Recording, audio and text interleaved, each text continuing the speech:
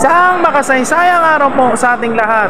At ngayon nga po ay nandito po kayo sa Richwell Colleges Incorporated, kung saan po ay ginanap po dito ang 3 araw na pambansang kumperensya na inorganize po ng Samahang Pangkasaysayan ng Bulacan, ng PIHACTO at ng National Historical Commission of the Philippines, na taon-taon po na ginagawa ito ng Sampaka. Ang tema po ng pambansang komperensya ay pagsubok at pagtindig ng ikalawang digmaang pandaigdig. At dito po sa komperensyang ito ay finiture po ang lahat ng mga entries sa Siniliksik. Tara po, samahan niyo po ako dito po sa aming komperensya.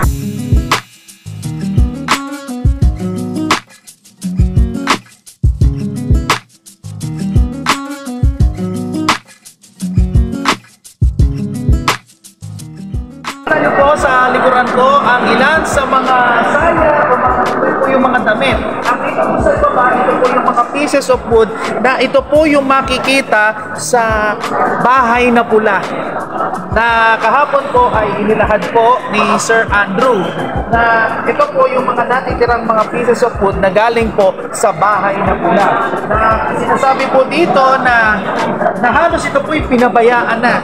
Ang dami pong sanang magandang plano yung tungkol dyan sa bahay na pula na sana maging tourist attraction. Kaso po, ang nagiging reputasyon ng bahay na pula ay yung nagiging haunted house, na kung saan daw ay may nagsasabi ng mga nagpaparamdam. Sabi nga po, sa bahay na pula po ay tinayo po noong 1929.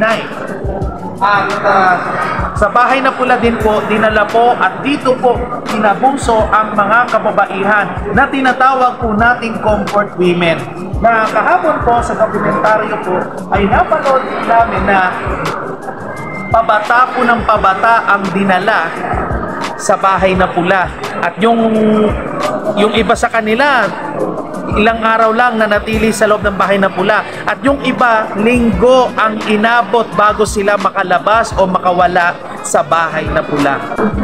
Andito po ako ngayon sa, ito po ang book ng lahat po ng mga entries sa 5th Bulacan Siniliksik Documents, na kung saan ang tema nga po dito ay tungkol sa ikalawang digmaang pandaigdig.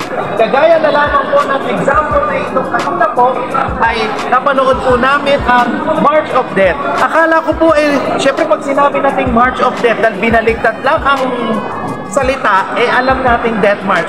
Yung pala may another story na tungkol kay Nicanor Bapa Arsongco Sr. Okay? So, ito po, meron pa tayong henyo, meron po tayong panagoy ng isang gerilya, punan, at syempre, manong kay Sir Alejo Santos. At dito naman po sa ito ay ito yung ilan sa mga diorama na ipinakikita na ang buhay ng mga Pilipino sa panahon ng Hapon. Ayan po, pagtingnan po natin.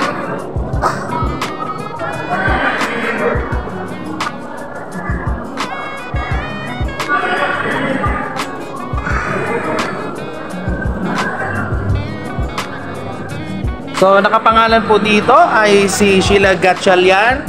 Konsepto po ni Madam Geraldine Herrera at sa koleksyon po ni Ronaldo and Vinicio. So, sila po ay nandito sa komperensya nung unang araw po ng komperensya.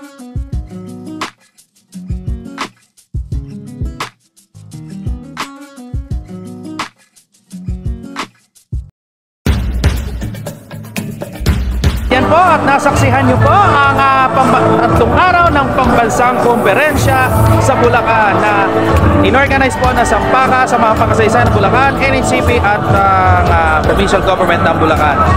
Muli po, maraming salamat po sa pagkakataon na muli akong naka-attend po dito sa pambansang komperensya ito.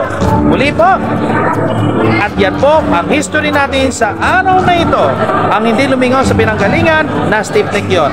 Subscribe to my YouTube channel, History with Sir Jesse, and follow us on Spotify. Mabuhay po tayong lahat mga kababayan, at Pilipino ako sa isip at sa puso.